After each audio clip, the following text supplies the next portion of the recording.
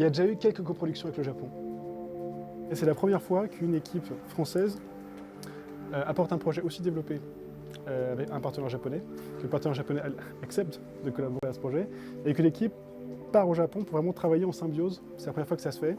C'est ambitieux, c'est difficile, et je comprends pourquoi ça ne s'est pas fait avant, parce que c'est quand même, malgré tout l'enthousiasme et toute la joie qu'on a d'être ici, c'est quand même assez difficile à mettre en place concrètement. Mais voilà, c'est une grosse première.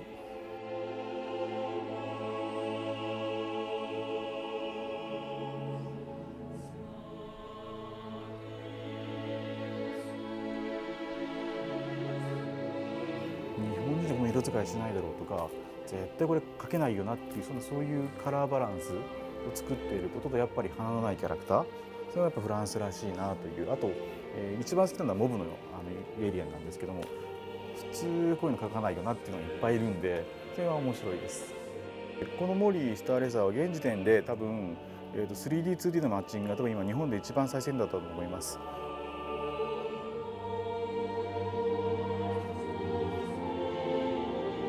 デザインとかとても新鮮だったんですよ。他の日本で作られたアニメと似ていない、面白そうと思いました。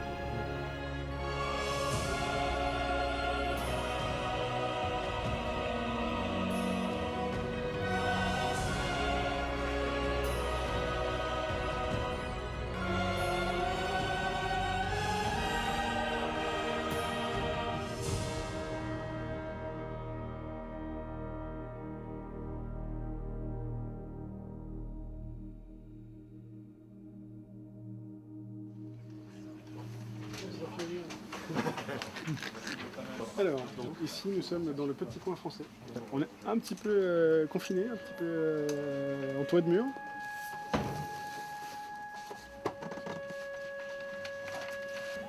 Dans un studio japonais, il n'y a pas beaucoup de place. Au Japon, de manière générale, l'espace coûte cher, donc tout est assez confiné. Tout autour de nous, on a des animateurs clés qui travaillent.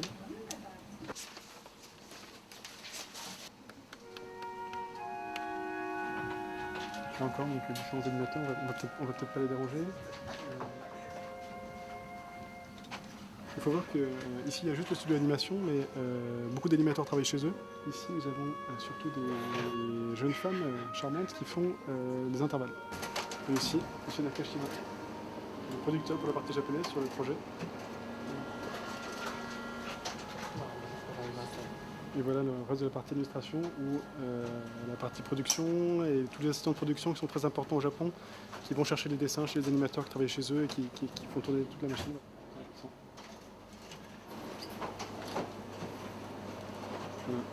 Mais c'est des petits endroits, même les plus grands studios qui ont produit les plus grosses séries ont vraiment des tout petits locaux, tout est très serré, les animateurs gagnent peu d'argent, ils sont dans des tout petits bureaux, donc ce qui est vraiment impressionnant, c'est surtout ce qu'ils arrivent à produire.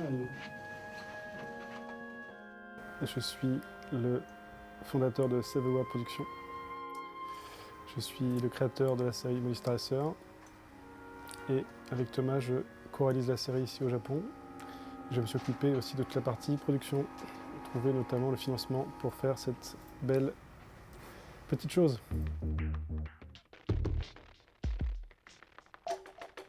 Je m'appelle Thomas Romain, j'ai 26 ans et j'ai fait comme parcours un parcours un petit peu atypique. J'ai commencé par des études scientifiques, je me suis rendu compte que ce n'était pas ma vocation, j'ai tout arrêté pour faire du dessin et donc j'ai été formé au Gobelin, je suis sorti assez récemment.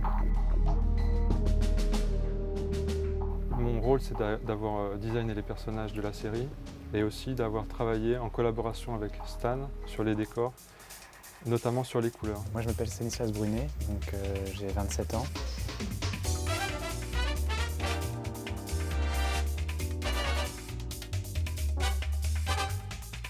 Ça fait maintenant 2 ans et demi que je travaille professionnellement dans l'anime. Et c'est au Gobelin en fait que j'ai rencontré Thomas.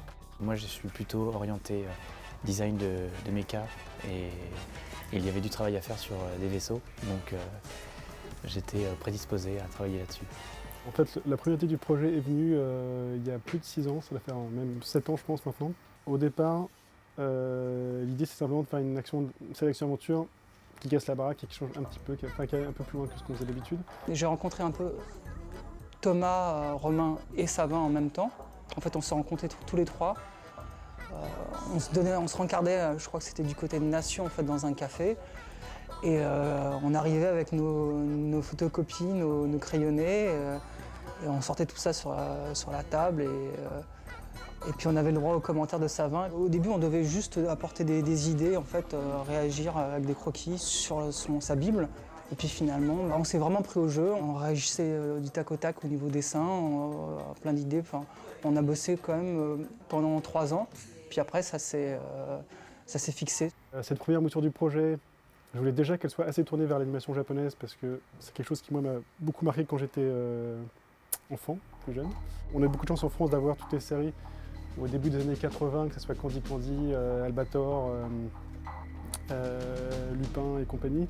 Au niveau science-fiction, c'était des scènes d'action vraiment très, on va pas dire violentes, mais en tout cas très, très fortes, très dynamiques, avec des concepts complètement ouf pour l'époque, hein, par rapport aux séries américaines, par rapport à Spider-Man, qui étaient encore les Spider-Man un peu façon Hanna-Barbera, tout simple, c'était quand même, on allait quand même pas très loin. Et puis au niveau émotion, là surtout c'était la grande claque, avec des séries comme Heidi ou des séries comme Candy. Après des séries assez simples, tout d'un coup on avait des choses extrêmement fortes, des personnages qui mouraient, des personnages qui souffraient, qui pleuraient, qui étaient déchirés de leur famille. C'était complètement ahurissant pour nous, quoi. Et ça se perd beaucoup dans la culture un peu, la sous-culture américaine je dirais environnante qui envoyait un petit peu tout et une espèce de frilosité par rapport à tous les concepts un peu narratifs qui pourtant peuvent être vraiment très très forts. Le premier choc, je dirais, c'était la venue de David Encinas, qui lui, 2 ans auparavant, a fait cette démarche d'aller travailler au Japon au studio Ghibli.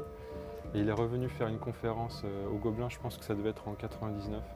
Et on a David, ce mec qu'on ne connaissait pas, qui arrive et qui dit voilà, moi je suis allé bosser au studio Ghibli, ça se passe comme ci, comme ça. Et là, c'était vraiment un choc parce que on s'est rendu compte un petit peu du niveau qu'ils avaient, de la vitesse, je dirais, à laquelle ils travaillaient. Donc là, on s'est aussi intéressé à cette culture-là, on a commencé à apprendre le japonais. Vraiment, on a essayé de s'orienter côté Japon de plus en plus. Faire une copie d'une série japonaise, ça ne nous intéresse pas et je pense qu'il n'y a pas de raison, pas d'intérêt à en faire. Les séries japonaises sont très bonnes pour ce qu'elles sont. Mais je pense qu'on peut faire quelque chose qui apprend des Japonais, qui prend certains éléments forts et qui mélanger les influences Est-Ouest. Je pense qu'on peut tomber sur un style qui est un peu différent de ce qu'il fait au Japon et qui sera peut-être un petit peu innovant. Et on a une écriture à suite. Les épisodes se suivent, qui pour moi est un des éléments centraux de la réussite des séries japonaises. Aucune série européenne ne suit ce concept, et principalement, je pense, parce que les chaînes sont traditionnellement assez frileuses sur ce procédé. On préfère pouvoir diffuser les épisodes un petit peu comme elles l'entendent, et ne pas être bloqué en fait, sur un créneau de diffusion. Voilà. Ça a pris du temps de convaincre les chaînes, mais nous avions réussi à le faire.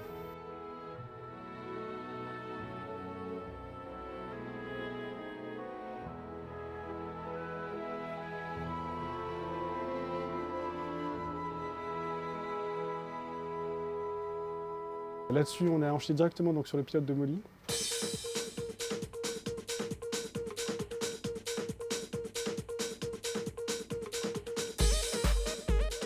Le pilote a très bien marché en festival et il a aussi très bien fonctionné sur internet où un peu notre insu il s'est mis à être diffusé suite à certains passages en festival et voilà, les sites, les forums ont commencé à beaucoup parler du projet.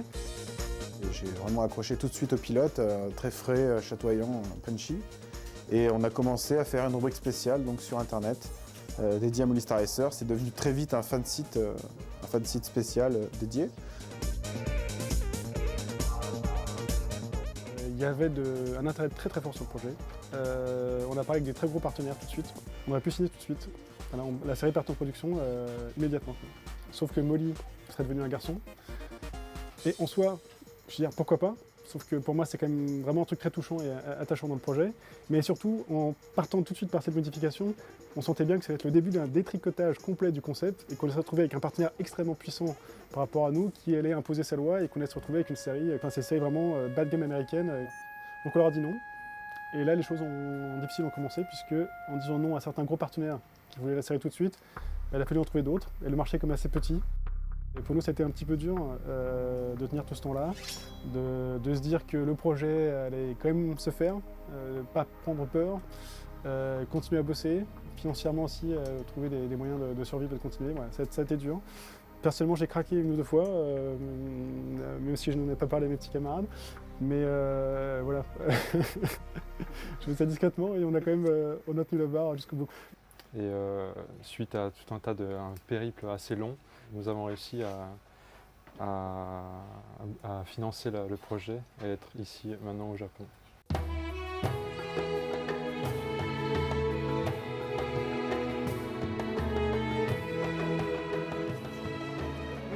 On va acheter un petit truc à manger. Je sais pas. C'est la première fois que je goûte. Là, on a un peu nos habitudes maintenant et tout est là.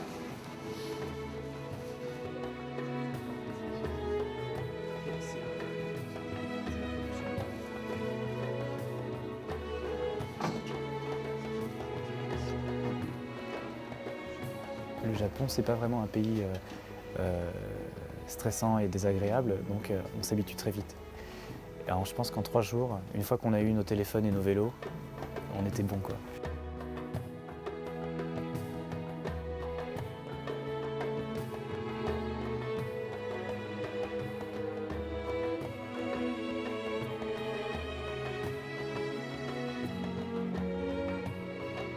On a passé cette phase un petit peu de transition, de rencontre, de convaincre un petit peu les équipes japonaises de ce qu'on savait faire, ce qui n'est pas forcément évident. On débarque, on est une bande de jeunes qui débarquent de Paris avec un projet sous le bras. モリっていう仕事があってやっていただけませんかっていうふうにスタッフの方にいろいろ話をした時に自分はそういう仕事はしない。自分がやることで何かプラスになるような仕事がしたいっておっしゃって断られる方がとても多くて。D'accord, au niveau du projet, ils aiment bien, mais quand au jour le jour, ça allait se passer, c'était pas évident pour eux. Je pense qu'il fallait qu'il y ait un peu de respect, de compréhension qui se mette des deux côtés. Et je pense que maintenant, ça se passe très très bien. で、モリっていうのはフランスの方が決めたものを忠実に作るっていう仕事ではなくて、日本でディスカッションしながらどういうアニメにしようかっていうところから取り組む作品なんですよっていうご説明をして、それで参加していただける方を探しました。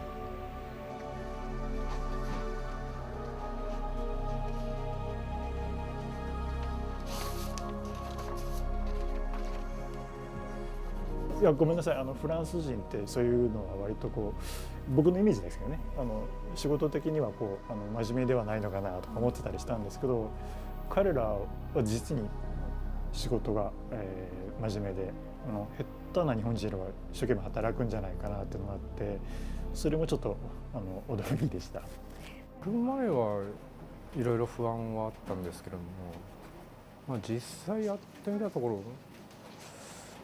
特に大きな違いというのはなかったですね。壁っていうのは僕は感じなかったんですけど、どちらかというと驚いたのはその彼らが日本の作品をすごく見てたりとかしてて、もうアニメーションの話をしててもかなりこうそういう近いところでの話ができるっていうのはびっくりしましたね。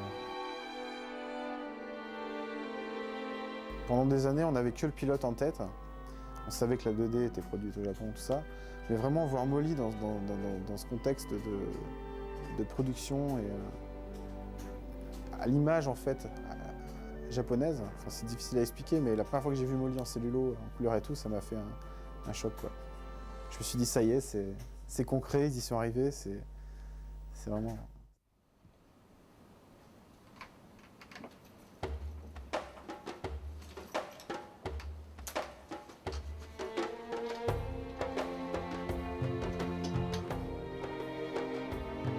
Mais c'est comme Molly en fait. Molly et Dunway, ils ont tous les deux cette blessure qui n'est pas soignée. Et il faut à un moment ou à un autre qu'ils se retournent, qu'ils regardent et qu'ils arrivent à calmer les blessures du passé pour pouvoir avancer. 多分2人の共通のやっぱりトラウマっていうのはやっぱそのレースで失ったマヤのことだと思うんだけど、やっぱりそれはどうなんだろう、この飲み込んでいくものが乗り越えていくもの。Oui, oui, oui. Ah ah, mystère. お互いの国の言葉を喋れないので、通訳の方っていうのは映像の畑の人ではないので、翻訳できないっていうのがよくあるって。On comprend un petit peu le japonais, donc on n'est pas complètement perdu aussi dans la traduction, on arrive à suivre un petit peu ce qui se passe. 我々もフランス語を最初必死で覚えてたんですけれども、実際やってみるとすごい難しくて、フランス語が彼らが日本語を覚えるペースの方が速くて、ほとんど通常はもう日本語でどんどん会話できるようになってきたんですよね。 Est-ce que tu peux me passer l'épisode 3? 77は森の大きさをやり直した。この辺から。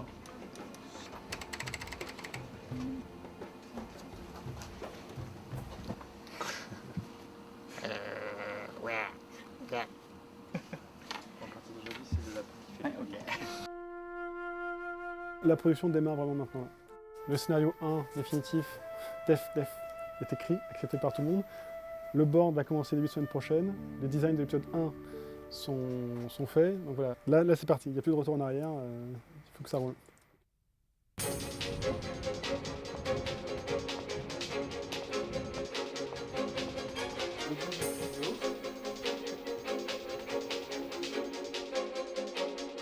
Alors, la pré-production est finie en ce qui concerne le modeling de tous les vaisseaux. On attaque maintenant la constitution d'une bibliothèque de modules élémentaires pour les décors, et ceci en fonction de l'arrivée des boards. Notre travail au niveau de la 3D est fait une fois que toute la 2D est finie, et cette 2D est faite au Japon. Aujourd'hui, on a reçu le premier storyboard. Donc voilà, tout le monde est un peu excité. Tu fais grand fracas, grand fracas 2. Voilà, c'est bon. Il le fait. En fonction des storyboards, il y a des éléments qui seront faits au cas par cas. Il y a des effets génériques qu'on fait en amont pour qu'on puisse les réutiliser. Là, par exemple, on a des effets de gerbe d'eau qui pourront être placés ensuite lors d'une course. Voilà. Il y a aussi toute une batterie de tirs qui ont été préparés. Je vais les montrer sous forme de rendu. Thomas, par exemple, a demandé à ce que beaucoup d'effets soient opaques, c'est-à-dire qu'on n'a pas de... Habituellement, dans les fumées, on a un effet de transparence. Là, c'est souvent, pour un effet de style, les fumées sont opaques. Et avant qu'elles ne puissent se dissiper complètement, on coupe les plans. Donc il y a certaines règles comme ça qui ont été définies par Thomas et Stan au départ. On trouve sur le marché, je dirais, une dizaine d'effets de fumée réalistes qui marchent plus ou moins bien, mais des fumées avec un rendu toon, jusqu'à maintenant, ça n'existait pas. Donc on a été obligé en fait de développer notre propre effet de fumée toon. Je pense que les équipes de 3D françaises ont vraiment un bon niveau, comparable tout à fait au niveau des Japonais. D'ailleurs, même récemment, les gens de Gonzo sont passés au studio et en voyant les tests 3D, ils ont pensé que le niveau français était supérieur au niveau japonais. Donc ça nous a conforté dans ce choix. Il fallait absolument que l'intégration vaisseau-décor et décor en 2D aussi puisse être invisible en fait et qu'on n'ait pas du tout de différence. Donc à la conception des décors, on a imaginé en fait une manière de mettre en couleur les décors pour que justement l'intégration se fasse le mieux possible et que la conception aussi des décors en 3D ne soit pas trop difficile. Je peux peut-être montrer quelques exemples de dessins. Typiquement, en fait, ce sont des dessins je travaille avec Thomas et nous essayons d'avoir des formes simples en général pour que ce soit facile à modéliser. Ça, c'est l'exemple d'un des décors de la série. Donc ça fonctionne en modules assemblables et qu'on colle les uns aux autres. Et donc avec plusieurs parties qui sont modulables dans la largeur ce genre de choses. Donc ici, par exemple, là j'étais en train de peindre sur ce petit objet là, ajouter des petits bouts de mousse comme ça, etc. Le but c'est vraiment de se rapprocher d'un aspect dessin animé et qu'on essaie d'oublier un peu la 3D parce que en fait la majorité de la série va être faite en 2D. Les personnages sont en 2D, sauf quand on les voit de loin sur leur vaisseau, où là ils sont en 3D. Des cibles cachées!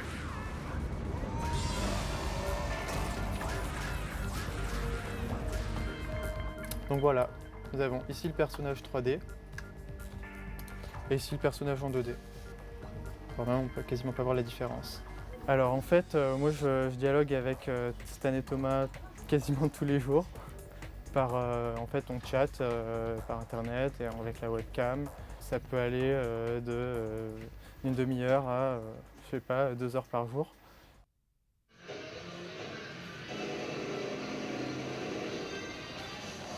Pour écrire les scénarios, j'ai besoin d'être au calme. Donc j'ai pris un appartement qui est pas très loin du studio et je travaille ici beaucoup sur les scénarios, je fais mes corrections sur les boards et je rejoins le studio en 5 minutes par la rue qu'on a empruntée tout à l'heure. Il y a une petite rue très sympa, très calme, avec qui est une des rares rues piétonnes que je connaisse à Tokyo, avec plein de petites boutiques, avec des vieux papis, des vieilles mamies qui font des produits traditionnels japonais, c'est vraiment très sympa.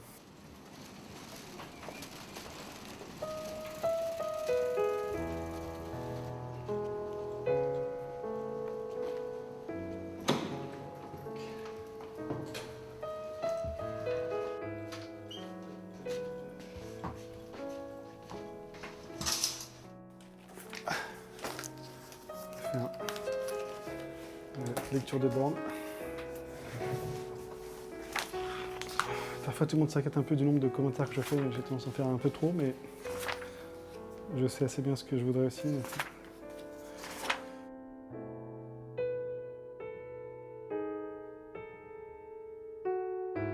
Là, par exemple, ça c'est une séquence où en fait, je pense que le script a été perçu vraiment d'une manière très différente et la séquence est quasiment entièrement à refaire. Bon, c'est que quelques pages, mais c'est une séquence où Molly en fait doit être assez inquiète, c'est une séquence assez rapide. Et là, le border, on a fait une séquence un peu longue avec un échange de dialogue qui prend un sens tout complètement différent, avec une Molly très énervée qui prend très mal la remarque de Jordan. Donc ça, cette séquence, on va la refaire complètement.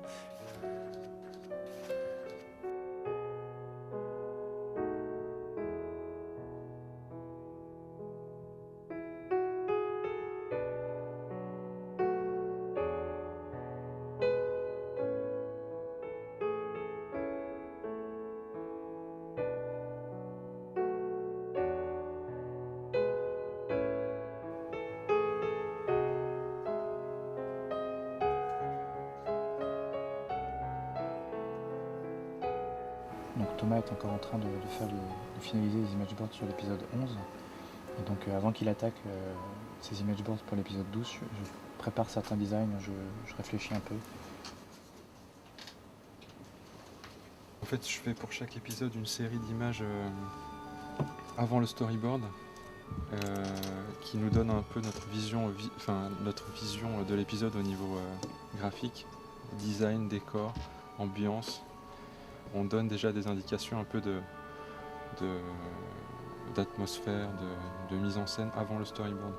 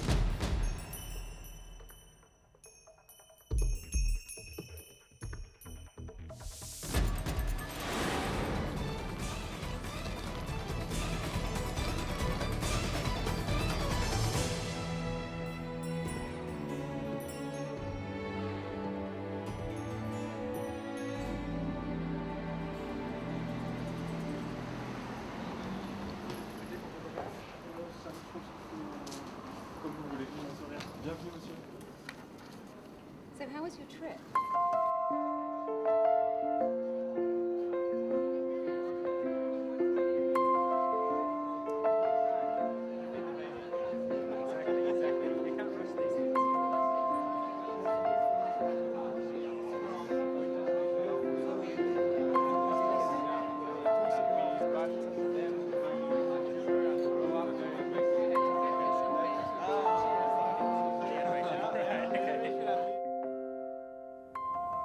We took the time to fine-tune this project, push it further and further, find the right partners for us, and find the right production process, which took us all the way to Japan, where I believe the rest for 7 or 8 years. Are you ready? We're going to start losing. Yep, okay.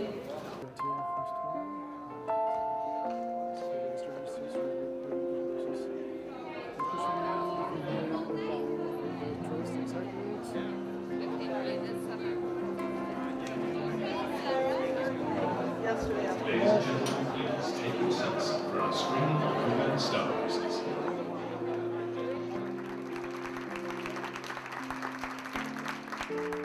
When I created this project 8 years ago, I didn't think it would take this long.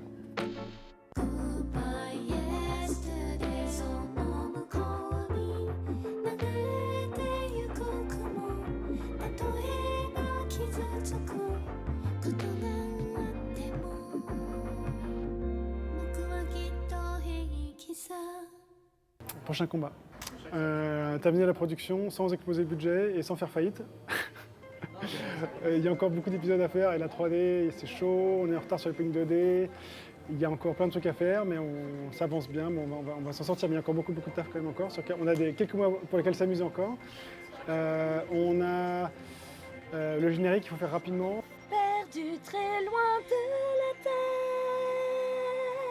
Et je rentre donc le samedi à 2h et à 6h, j'ai déjà un rendez-vous avec une compositrice très connue qui pourrait donc faire la musique du générique et enregistrer les voix à partir de novembre. Si tu veux, je te prête mes lunettes.